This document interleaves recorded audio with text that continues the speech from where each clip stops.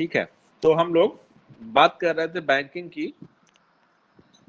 तो सबसे पहले कुछ चीजें मैं ऐसे बताऊंगा जिससे कि आपका जो पिछला जो क्लास पढ़ाया हुआ है उससे कुछ रिवीजन हो जाए। तो हम लोग बैंकिंग के बारे में जब बात कर रहे थे तो हम लोगों ने देखा था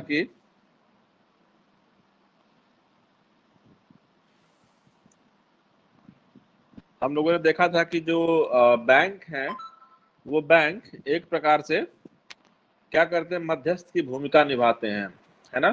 तो मध्यस्थ की भूमिका का मतलब मध्यस्थ किसके बीच, तो अर्थव्यवस्था में या किसी भी देश में दो ग्रुप होते हैं, ठीक है। एक जो पहला ग्रुप होता है वो ग्रुप होता है जो कि अर्थव्यवस्था में सेविंग करता है, ठीक है। और दूसरा ग्रुप जो होता है वो अर्थव्यवस्था में क्या करता है, इन्वेस्ट करता है। मतलब कि जैसे एक कोई ग्रुप होगा या एक कोई समूह होगा जो उसकी आय है वो अपनी आय में से कुछ हिस्सा वह बचा करके रखता है ताकि वह भविष्य में जो होने वाली अनिश्चितता है उस अनिश्चितता में वो उन सब समस्याओं से निपट सके। तो एक प्रकार से वो सेवर्स होता है। और दूसरा क्या तरीका, जो दूसरा ग्रुप होता है वह इन्वेस्टर ग्रुप होता है। अर्थात वह जो होता है वो भविष्य में या फ्यूचर में जो अपने इन्वेस्टमेंट का प्लान करता है तो उसके लिए उसको पैसे की आवश्यकता होती है। तो वह अपनी पैसे की आवश्यकता को पूरा करने के लिए बैंकों के पास जाता है। तो इस तरीके से दो ग्रुप हुए। तो अब जो बैंक होता है, बैंक को मैंने मध्यस्थ इस संदर्भ में कहा कि बैंक क्या करता है कि सेवर्स जो सेविंग करने वाले लोग हैं और जो लोग निवेश करने वाले लोग हैं उन दोनों के बीच में एक चैनल का काम करेगा। अर्थात जो सेविंग की जो सेवर्स हैं या जो बचत करता है उनकी जो एक्स्ट्रा मनी है, उनका जो सरप्लस बैलेंस है, जो बचा हुआ पैसा है, उसको हम किस तरीके से खींच करके ऐसे लोगों को बांट दे जिनको की पैसे की आवश्यकता है कहीं पर निवेश करने की। बैंक क्या करता है, लेंडिंग का कार्य करता है, वह लोगों को उधार देता है। जब हम फंक्शंस ऑफ बैंक पढ़ रहे थे तो उसमें हमने देखा क्या देखा था कि जो बैंक होते हैं वो बैंक डिपॉजिट्स को एक्सेप्ट करते हैं, अर्थात जमाओं को स्वीकार करते हैं। दो ही उनके मेन कार्य होते हैं कि वो जमाओं को स्वीकार करते हैं और दूसरा उनका कार्य होता है कि वह विभिन्न उद्देश्यों पैसा उधार देते हैं। आपका भी यदि खाता बैंक में होगा तो आप पैसा क्या करते हैं, बैंक खाते में जमा करके रखते हैं। इसका मतलब क्या है कि आप डिपॉजिट के रूप में वह जो बैंक है वो स्वीकार कर रहा है। और यदि आपको किसी कार्य के लिए कोई हेतु करना चाह रहे हैं, कोई छोटा मोटा उद्योग स्थापित करना चाह रहे हैं, कहीं कोई पैसा निवेश करना चाह रहे हैं, तो आपको जब पैसे की तब भी आप बैंक के पास ही जाएंगे और उससे आप क्या करेंगे, लोन लेंगे। तो जो लोन लेने की प्रक्रिया है उसी को हम लेंडिंग कहते हैं, लेंडिंग प्रोसेस कहते हैं। या जो बोरोवर्स होते हैं वो उस माध्यम से वो बोरोइंग करते हैं। तो ये जो दो कार्य हुए इसके आधार पर ही हम आज की क्लास को कंटिन्यू करेंगे कि हम जब समझ रहे हैं कि मुख्य कार्य होता है बैंक का वो दो प्रकार का होता है, तो किस तरीके से इन दोनों के बीच में सामंजस्य स्थापित किया जाए।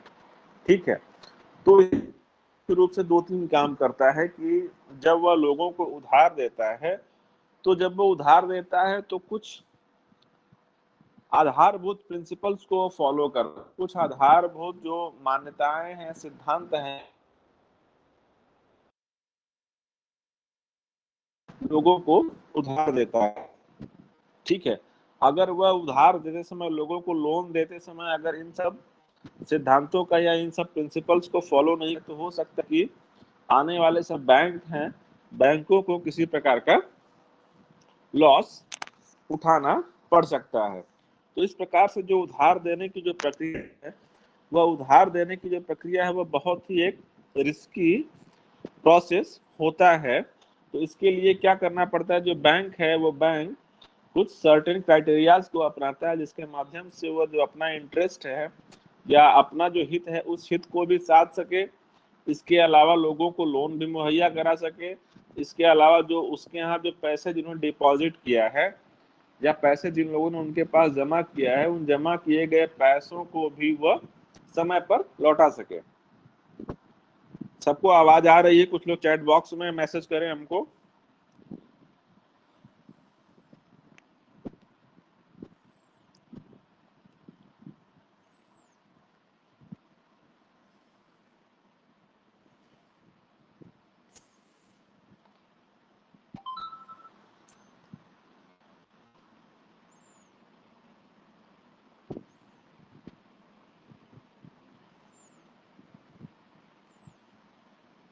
ठीक है, नितिन राठौर ने मैसेज किया है कि आवाज आ रही है, तो हम क्लास कंटिन्यू करते हैं, है ना। तो ये कुछ प्रिंसिपल्स होते हैं, तो उन प्रिंसिपल्स के बारे में ही हम बात कर चुके हैं। बात करेंगे। इसके पहले हम लोग जितना कुछ पढ़े थे, हम लोगों ने बैंक क्या होता है, बैंकों का उद्भव कब हुआ, भारत में बैंकों का विकास कैसे हुआ, बैंकिंग के प्रकार कौन, कितने प्रकार के बैंक्स होते हैं, है ना। फिर कॉमर्शियल बैंकों की विशेषता क्या होती है, उनके मुख्य कार्य कौन होते हैं, जो केंद्रीय बैंक जो भारत में आरबीआई है, उस आरबीआई के मुख्य कार्य कौन से हैं, वह कब स्थापित हुआ था, इन सब के बारे में हम लोगों ने चर्चा की थी। इसके अलावा फिर हमने देखा था कि बैंक में आप किस तरीके से अकाउंट ओपन करते हैं, किस तरीके से आप लोन वहां से ले सकते हैं, आरटीजीएस क्या होता है, एनईएफटी क्या होता है। तो ये तमाम सारी चीजें हम लोगों ने डिस्कस की हैं।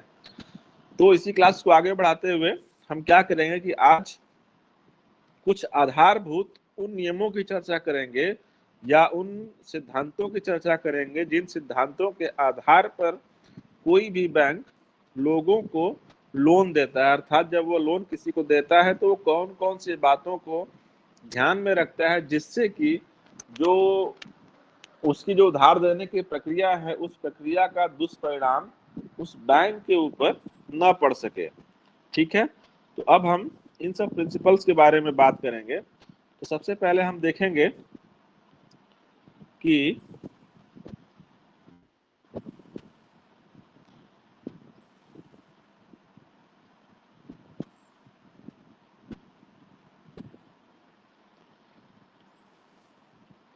वो प्रिंसिपल्स कौन कौन से हैं, है ना। तो एक मिनट, मैं एक फाइल शेयर कर दूं आपको।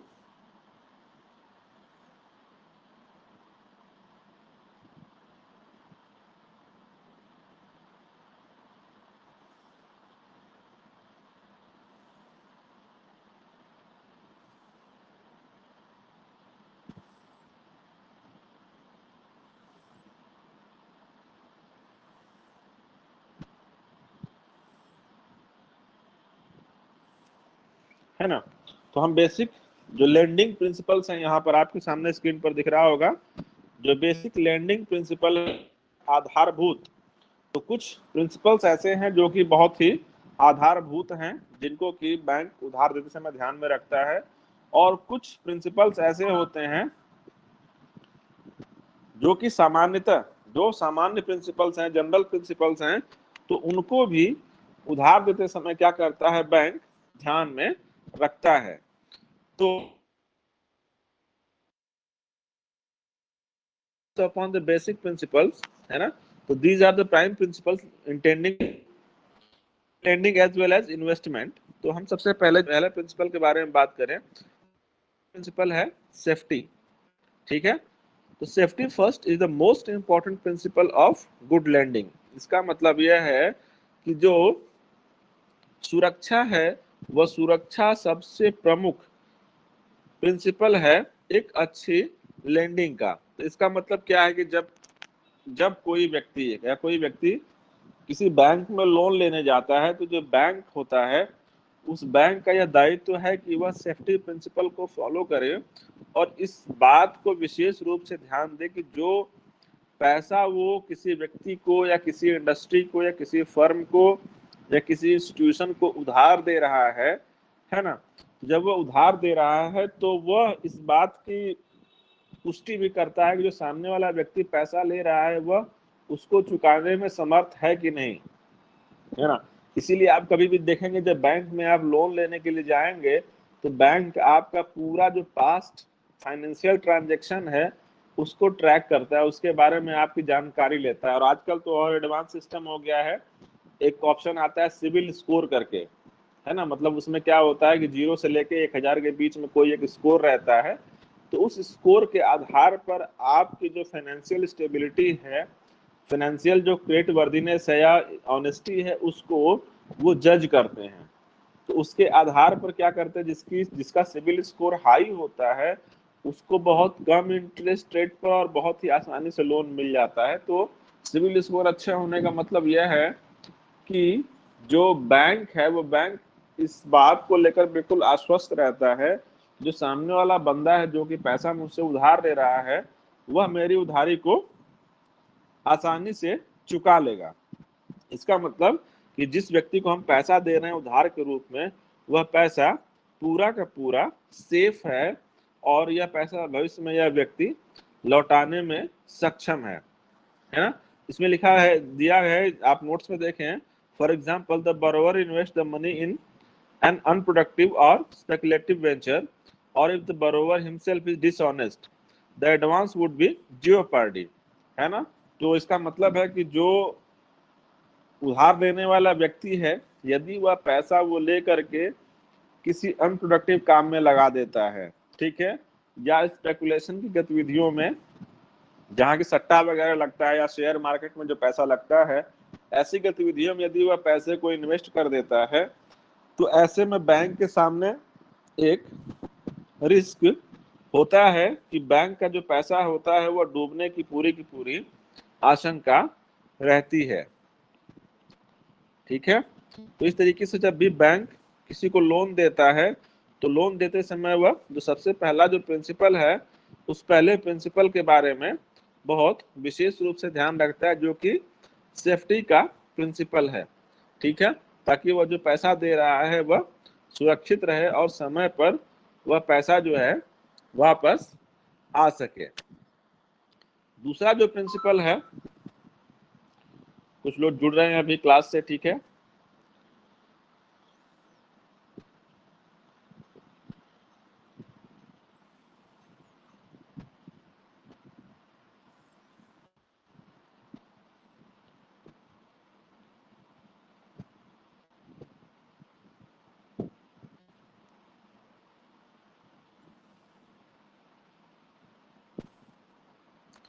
दूसरा जो प्रिंसिपल है वह क्या है, लिक्विडिटी का है, अर्थात इसको हम हिंदी में कहते हैं तरलता। ठीक है। पहला जो प्रिंसिपल था, जो सिद्धांत था, वह था सेफ्टी या सुरक्षा का, मतलब पैसा देते समय है वो उस पैसे की सुरक्षा का ध्यान रखता है कि वह पैसा समय पर हमको वापस हो पाएगा कि नहीं। दूसरा जो सिद्धांत है, आधारभूत सिद्धांत है, वह सिद्धांत तरलता का है। ठीक है, इसको हम इंग्लिश में लिक्विडिटी कहते हैं। तो इसका मतलब यह है कि पैसे का वापस हो जाना ही किसी भी बैंक के लिए एक कोई नेसेसिटी कंडीशन नहीं है ना। ये कोई पर्याप्त जो है एक पर्याप्त दशा नहीं है कि उसका पैसा समय पर वापस ही आ जा रहा है, बल्कि इसके अलावा जो बैंक है सेफ्टी के साथ साथ तरलता को ध्यान में रखने की कोशिश करता है। तो तरलता का मतलब यह हुआ कि जो बारोवर है वह जब बैंक को आवश्यकता पड़े, या जो ऋणी है या जो बैंक से लोन ले रहा है, तो वह इतना सक्षम हो कि जब भी बैंक डिमांड करे वह उस वापस लौटा दे। ठीक है, इसमें लिखा है, it is also necessary that it must come back on demand और in accordance with agreed terms of repayment. The borrower must be in a position to repay within reasonable time after a demand for repayment is made। ठीक है, तो जब भी bank क्या करता है, जब भी बैंक पैसे की डिमांड करे, भाई अब लोन की अवधि हमारी पूरी हो रही है और आप क्या करिए कि लोन को वापस करिए, तो वो लोन उस व्यक्ति के द्वारा या वह जो व्यक्ति है वह व्यक्ति उस लोन को वापस करने में समय पर सक्षम हो। ठीक है, जब भी कोई बैंक लोन देता है तो आप देखते हो कि बैंक किसी न किसी प्रकार की क्या करता है, सिक्योरिटी को अपने पास रखता है, अर्थात वह जो बारोवर है या जो लोन लेने वाला व्यक्ति है उसे किसी न किसी रूप में कोई सिक्योरिटी, जैसे जमीन हुई, कोई मकान हुआ, तो इस तरीके से कोई सिक्योरिटी रखवाता है, जिससे कि यदि वह व्यक्ति समय पर पैसा वापस न कर सके तो उस संपत्ति की, उस घर की या उसको बेच करके बैंक अपना वह पैसा बैंक अपना जो वह पैसा है वह पैसा वापस प्राप्त कर सके। लेकिन जब भी वह कोई ऐसा कदम उठाता है तो वह देखता है कि इसमें तरलता कितनी। जैसे मान लीजिए किसी व्यक्ति ने अपना जो मकान है वो मकान सिक्योरिटी के रूप में बैंक के पास रखा है, और उस मकान को सिक्योरिटी के रूप में रख करके वह क्या करता है, बैंक से लोन लेता है। और ऐसे में क्या होता है कि जब वह व्यक्ति डिफॉल्ट कर जाता है, अर्थात समय पर लोन का रीपेमेंट नहीं कर पाता है, तो ऐसी दशा में जो बैंक होता है वह अपनी तरलता को मेंटेन करने के लिए या लिक्विडिटी को मेंटेन करने के लिए, क्योंकि बैंकों को हमेशा पैसे की आवश्यकता पड़ती है, एक हाथ से बैंक पैसा लेता है तो दूसरे हाथ से बैंक पैसा देता है। यदि बैंक को पैसा मिलेगा नहीं तो वो दूसरों को पैसा देगा नहीं। तो बैंक का काम ही यही है कि वह क्या करता है, एक हाथ से पैसा लेगा और दूसरे हाथ से पैसा देता है। वो खुद से पैसा कोई जनरेट नहीं करता, उसके पास कोई मशीन या ऐसा कोई उपकरण नहीं जिससे कि वह पैसा छाप सके। वो हम ही आपसे पैसा लेता है, हमारी जो जमाएं होती हैं, हम जो भी बैंक में अपना पैसा रखते हैं या जमा करते हैं, उसी पैसे का यूज करके वो दूसरों की जरूरतों को पूरा करता है जो लोग लोन वगैरह लेते हैं। ठीक है, तो इस तरीके से जब बैंक किसी को उधार देता है तो वह तरलता का भी ध्यान में रखता है कि जो हम उधार दे रहे हैं वह कितना लिक्विड है, या समय पर हमको या पैसा जब हम मांगेंगे, जब हम डिमांड करेंगे तो समय पर वह पैसा हमको मिल जाएगा या नहीं। ठीक है, तो अब तीसरे प्रिंसिपल के बारे में हम बात करते हैं। क्या प्रिंसिपल है?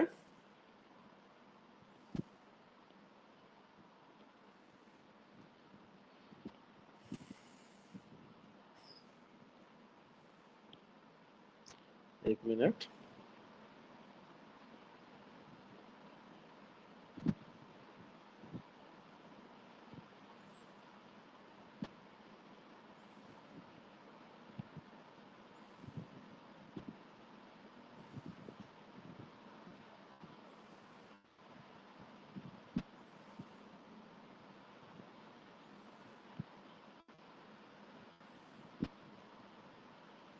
मैं एक बुक शेयर कर रहा हूं आप लोगों को यहाँ पर।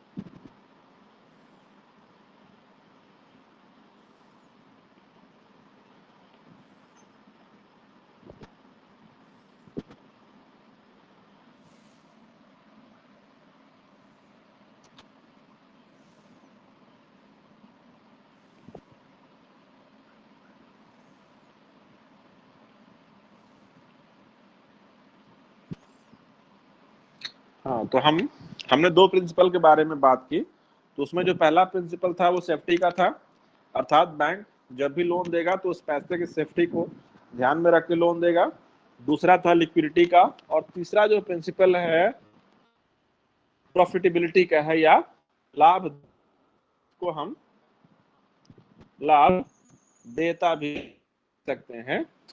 तो जो तीसरा जो सबसे फंडामेंटल प्रिंसिपल होता है वह प्रॉफिटेबिलिटी का होता है, अर्थात जो बैंक होता है, जो बैंक को पैसा दे रहा है उस पैसे से उसको प्रॉफिट अर्न हो रहा है कि नहीं। तो देखिए, आप समझिए एक बात को कि कोई भी बैंक जब फंक्शन करता है तो उसके लिए यह आवश्यक है कि वह जो बैंक है वो एक मिनिमम अमाउंट ऑफ प्रॉफिट जरूर अर्न करे। यदि किसी बैंक को यदि प्रॉफिट नहीं हो पा रहा है तो वह बैंक सस्टेन नहीं करेगा, अर्थात वह जो बैंक है वह दिवालिया हो जाएगा। फॉर एग्जाम्पल, बैंक का प्रॉफिट किस तरीके से होता है, तो आप यूं समझिए कि बैंक क्या करता है। मैंने बताया कि दो काम मुख्य रूप से करता है, इसके अलावा बैंक बहुत सारे काम करता है, लेकिन जो उसका जो मुख्य कार्य है कि वह लोगों से पैसे लेता है, अपने पास जमा कर देता है। वह आपको बोलेगा भाई आप हमारे यहाँ पैसा जमा करिए और हम आप 3%, 3.5%, रेट ऑफ इंटरेस्ट देंगे। तो आप जो पैसा आप बैंक में रखते हैं, डिपॉजिट करते हैं, तो उस पर कुछ न कुछ आपको सालाना ब्याज मिलता है। ठीक है। उसके अलावा बैंक लोगों को लोन भी देता है। तो जो लोग लोन लेने जाते हैं तो उस लोन पे वह ग्राहकों से थोड़ा ऊंचा जो है रेट ऑफ इंटरेस्ट वसूलता है। मान लीजिए कि आपने पैसा जमा किया बैंक में, तो आपको 3.5 या 4% इंटरेस्ट दे रहा है आपके उस पैसे पर। लेकिन अगर मैं बैंक से लोन लेने जाऊं तो वो मुझसे उस लोन पर 7 से 8%, 9%, 10% के आसपास क्या करता है, इंटरेस्ट वसूलता है। तो मान लीजिए कि वो निवेशक जो उधार करता है, जो बारोवर है, उससे 10% रेट ऑफ इंटरेस्ट ले रहा है, और जो जमा करता है उसकी जमाओं पर वह जमा करता को 4% का इंटरेस्ट दे रहा है। इसका मतलब वो जो 6% एक्स्ट्रा आ रहा है, वो 6% ही बैंक का प्रॉफिट है। समझ रहे हैं। इसीलिए जब बैंक लोन देता है, इसीलिए वो बहुत केयरफुल होकर के और बहुत ही ध्यान से लोगों को लोन देता है कि हम जो पैसा दे रहे हैं उधार के रूप में लोगों को, वह ऐसा ना हो कि पैसा कहीं डूब जाए, जैसे कि वह जो बैंक की जो लाभ देता है, बैंक की जो प्रॉफिटेबिलिटी है, वो प्रॉफिटेबिलिटी प्रभावित हो। तो बैंक प्रॉफिट कमाता इसीलिए है कि वह जो उस बैंक के शेयर धारक हैं, तो उस बैंक में जितने लोगों की पूंजी लगी है उन सभी शेयर होल्डर्स को डिविडेंड के रूप में पैसा वो दे सके। इसके अलावा वह प्रॉफिट इसलिए भी अर्न करता है ताकि वह मार्केट में बना रहे, अर्थात वह दिवालिया ना हो सके। तो इस तरीके से जो प्रॉफिटेबिलिटी है वो तीसरा सबसे बेसिक प्रिंसिपल होता है।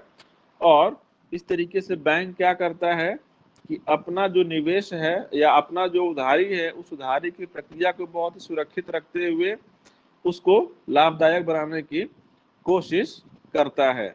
ठीक है, जिससे कि वह जो बैंक है वो जो उसकी सस्टेनेबिलिटी है वो हमेशा मेंटेन रह सके। अब इसके अलावा ये 3 आधारभूत प्रिंसिपल होते हैं कि जब भी बैंक किसी को उधार देगा तो वो इन 3 बातों को निश्चित रूप से ध्यान में रखेगा कि वह सेफ्टी को ध्यान में रखे, अर्थात जो पैसा वो किसी को उधार के रूप में दे रहा है वो कहीं डूब ना जाए। दूसरा कि वह जो पैसा वो दे रहा है वो लाभदायक, जो उसकी लाभदायकता है, जो प्रॉफिटेबिलिटी है, वो प्रॉफिटेबिलिटी उसकी प्रभावित न हो। और इसके अलावा जो तरलता है उस तरलता को भी वह मेंटेन कर सके। तो इस प्रकार से ये 3 इसके बेसिक प्रिंसिपल हो गए, है ना। अब हम इसके अलावा बैंक कुछ सामान्य प्रिंसिपल्स के बारे में भी बात करता है, अर्थात वो कुछ सामान्य प्रिंसिपल्स को भी फॉलो करता है। कब? जब वो लोगों को उधार देता है। ठीक है, तो इसके बारे में भी हम थोड़ा सा चर्चा करेंगे और देखेंगे कि बैंक किस तरह सिद्धांतों को फॉलो करता है।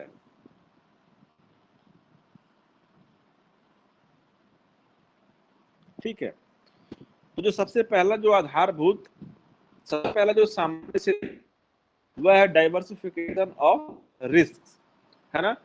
जो रिस्क है उसको वो क्या करता है, डाइवर्सिफाई करने की कोशिश करता है। डाइवर्सिफिकेशन का मतलब क्या होता है? डाइवर्सिफिकेशन कहते हैं, डाइवर्सिटी का मतलब होता है विविधता, है ना। तो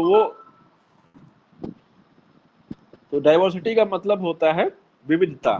तो विविधता किसमें? जो रिस्क है उस रिस्क में वो विविधता लाने की कोशिश करता है। तो विविधता मतलब क्या होता है कि जहां समरूप का अभाव हो, समरूपता का अभाव हो, है ना।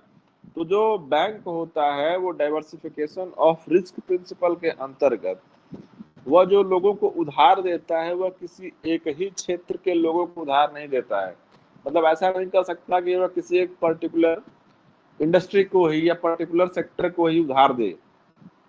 वह क्या करेगा, जो अपना पैसा है वह अलग अलग क्षेत्रों में उधार देने के लिए अपने पैसे का प्रयोग करता है, ताकि जब वह अलग अलग क्षेत्रों में उधार देने की कोशिश करेगा तो एक क्षेत्र, मान लीजिए कोई समस्या आ गई, जैसे मान लीजिए कि वह केवल इंडस्ट्रियल सेक्टर को ही उधार दे रहा है, ठीक है, और एग्रीकल्चर सेक्टर या जो कृषि क्षेत्र है, कृषि क्षेत्र को उधार नहीं दे रहा है।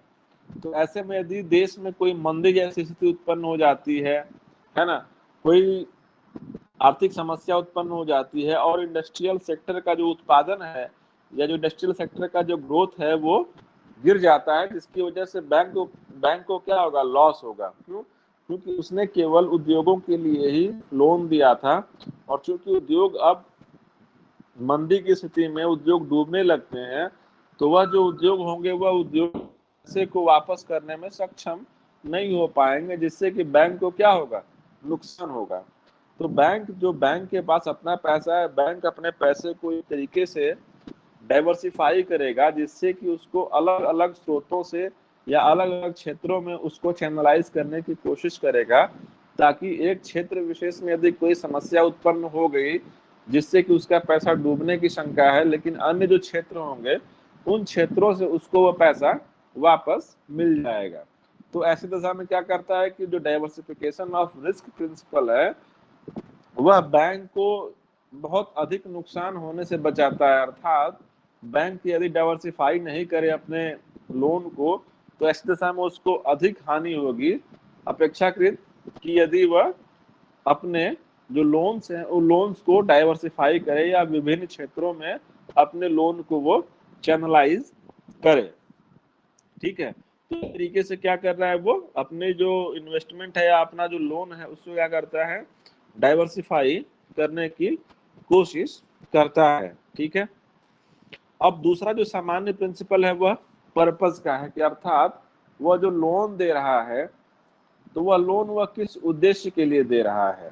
तो जब भी आप लोन लेने बैंक से जाएंगे तो बैंक कभी भी आपको डायरेक्ट खाते में पैसा नहीं भेजता है, बल्कि वह आपसे उद्देश्य पूछेगा कि आप किस उद्देश्य से पैसा लेना चाहते हैं। जैसे कि कोई व्यक्ति है वह केसीसी के अंतर्गत लोन लेना चाहता है, तो बैंक उससे पूछता है कि आप केसीसी के इस पैसे का क्या करेंगे। तो उतना उस व्यक्ति को दिखाना पड़ता है कि हम केसीसी के इस पैसे से ये काम करेंगे, कोई ट्रैक्टर लेंगे, नलकूप लगवाएंगे, मेड़बंदी करवाएंगे, कोई और जो इक्विपमेंट है जो कल पुर्जे प्रयोग होते हैं कृषि के क्षेत्र में उसको लगवाएंगे। तो उसके बाद में बैंक क्या करता है, बैंक पूरी की पूरी डिटेल लेने की कोशिश करता है। ठीक है, तो अब यदि हम बात करें कि बैंक जो है वो कभी भी अनप्रोडक्टिव पर्पस के लिए लोन नहीं देता है। क्यों नहीं देता है? क्योंकि यदि वह गैर उत्पादक गतिविधियों के लिए अगर लोन देने लगे तो उस बैंक का पैसा डूब जाता है। देखिए, आप दोनों का संबंध समझिए, बैंक जो पैसा दे रहा है और जो व्यक्ति बैंक से लोन ले रहा है, ठीक है, दोनों का म्यूचुअल कोएग्जिस्टेंस है। किसी एक में कोई समस्या उत्पन्न हुई किसी भी एक पक्ष में, तो वह दोनों पक्षों को समान रूप से प्रभावित करेगा। जैसे कि मान लीजिए मैंने बैंक से लोन लिया और मैंने कोई एक कंपनी लगा दी। आजकल स्टार्टअप बहुत खुल रहे हैं, ठीक है, तो मैंने कोई स्टार्टअप स्टार्ट किया और मेरा वो स्टार्टअप डूब गया किसी भी कारण से, मेरी गलती से या मार्केट की प्रॉब्लम से या किसी अन्य रीजन से। क्या है कि वो स्टार्टअप या वो कंपनी डूब जा रही है हमारी। तो कंपनी डूबने का मतलब क्या है, मैं दिवालिया तो हुआ ही, लेकिन इसका दुष्परिणाम यह होगा कि मैंने जो बैंक से लोन लिया था और बैंक से लोन लेके मैंने वो स्टार्टअप खड़ा किया था, तो उस बैंक का पैसा मैं रिटर्न करने में सक्षम नहीं हो पाऊंगा। समझ रहे हैं इस चीज को?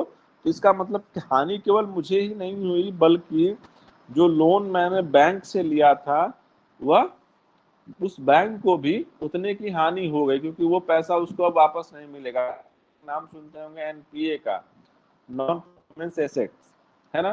तो वो पैसा क्या हो, एनपीए में कन्वर्ट हो जाएगा, जिससे कि बैंक को लॉस होता है। तो बैंक हमेशा उद्देश्य को ध्यान रखता है, ठीक है, कि वह जो लोन दे रहा है वह लोन वह किस उद्देश्य से दे रहा है। कहीं ऐसा तो नहीं है कि जो व्यक्ति लोन ले रहा है वो उसको गैर कार्यों में, खाने पीने के कार्यों में या किसी एंटी सोशल कार्य में या गैर सामाजिक कार्य में प्रयोग करे, जुआ के लिए प्रयोग करे, सट्टा बाजार में उसको लगा दे। तो इन सब बातों का जो बैंक होता है वो विशेष रूप से ध्यान रखता है, कहीं जो पैसा है वह पैसा गैर उत्पादक या अनुत्पादक गतिविधियों में लगाया न जा रहा हो। ठीक है, तो इस प्रकार से डाइवर्सिफिकेशन ऑफ रिस्क और पर्पज, ये दो क्या हो गए, सामान्य प्रिंसिपल हो गए। तो अब हम तीसरे प्रिंसिपल,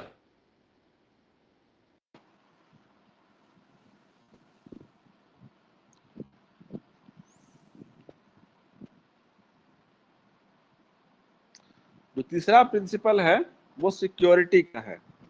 ठीक है,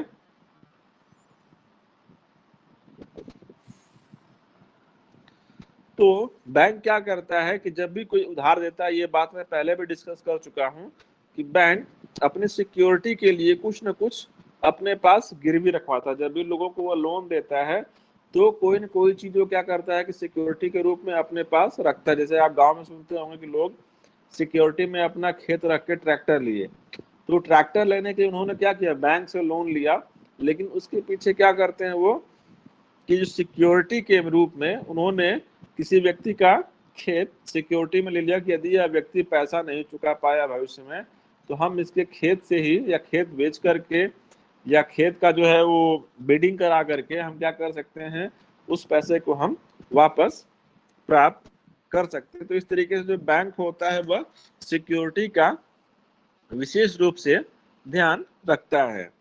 चौथा और सबसे आखिरी जो प्रिंसिपल है, ठीक है, वह है नेशनल इंटरेस्ट एंड सुटेबिलिटी। अर्थात वह लोन देते समय इस बात का भी ध्यान रखता है कि जो पैसा वह लोन के रूप में दे रहा है वह राष्ट्रीय हित में है कि नहीं है। राष्ट्रीय हित का मतलब को आप सोशल या समाज के विरुद्ध होने वाले कार्यों में भी प्रयोग कर सकते हैं, और पैसे को आप समाज की प्रगति में योगदान देने वाले चीजों में भी प्रयोग कर सकते हैं। तो बैंक यह भी देखने की कोशिश करता है कि जो हमारी राष्ट्रीय हित है, राष्ट्रीय सुरक्षा है, इसके अनुकूल है कि नहीं। तो इसलिए वह नेशनल इंटरेस्ट या राष्ट्रीय हित के बारे में भी, इसको हम बोलते हैं राष्ट्रीय हित। ठीक है, तो राष्ट्रीय हित का भी ध्यान रखता है। ठीक है, तो इस तरीके से ये कुछ बेसिक प्रिंसिपल्स हो गए जिसके माध्यम से क्या करता है बैंक, ऑपरेट करता है और अपने रिस्क को मिनिमाइज करने की कोशिश करता है। ठीक है, तो जो तीन प्रिंसिपल्स हमने पढ़े थे, सेफ्टी, लिक्विडिटी, है ना, और इसके अलावा प्रॉफिटेबिलिटी, वो जो तीन थे वो बेसिक प्रिंसिपल थे, अर्थात बिल्कुल वो आधारभूत प्रिंसिपल थे। इसके अलावा जो बाकी प्रिंसिपल हमने पढ़े वो बहुत ही सामान्य प्रिंसिपल्स हैं। ठीक है, प्रिंसिपल्स की जो बात थी, जो सिद्धांतों को अपनाता है कोई भी बैंक उधार देते समय, वो तो हम चर्चा कर चुके हैं। अब आगे के लेक्चर में हम देखेंगे कि कॉन्फ्लिक्ट, लिक्विडिटी और जो प्रॉफिटेबिलिटी है, दो हमने जो प्रिंसिपल्स पढ़े थे, एक तरलता का, एक लाभदेयता का। तो तरलता और लाभदेयता में क्या होता है कि एक प्रकार का संघर्ष पाया जाता है, एक प्रकार का विपरीत संबंध पाया जाता है। तो उस संबंध के बारे में चर्चा अगले लेक्चर में करेंगे। अब आप लोग मैसेज करके या बताएं कि आवाज सबको जा रही थी, क्लास समझ में आई कि नहीं आई। चैट बॉक्स में मैसेज करेंगे, इसके बाद हम लोग क्लास कर लेंगे इसी टाइम पे। चैट बॉक्स ओपन है, आप लोग मैसेज कर सकते हैं।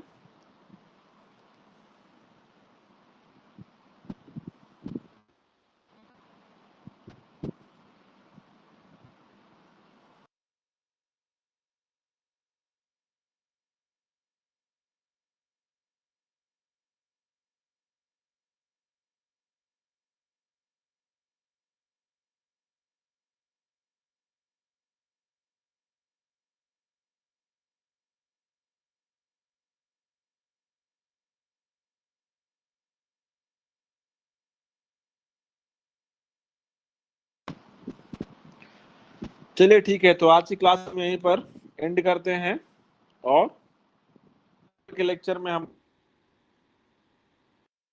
ट्रेड ऑफ है तरलता और लाभदेयता के बीच में, उसके बारे में हम चर्चा करेंगे। अपने साथियों से भी आप लोग बोल दीजिए कि वो अधिक से अधिक संख्या में लोग क्लास से जुड़े, क्योंकि जो पढ़ाया जा रहा है इसी में से क्वेश्चन पूछा जाएगा आप लोगों से, है ना। इसलिए क्लास को आप रेगुलर अटेंड करिए, ठीक है। अविनाश उपाध्याय लिख रहे हैं कि सर सिलेबस स्टडी मटेरियल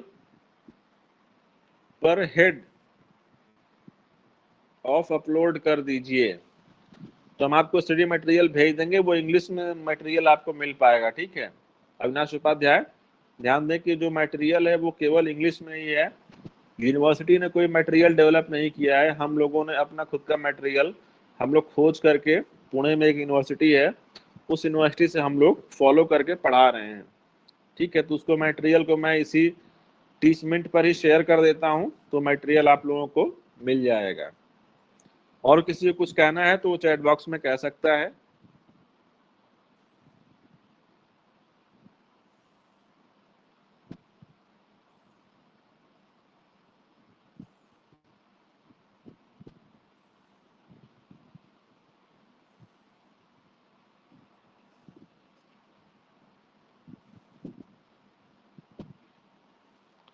चलिए फिर क्लास एंड करते हैं। आज 10 लोग थे, जुड़ने के लिए थैंक्स। कल मिलते हैं हम लोग।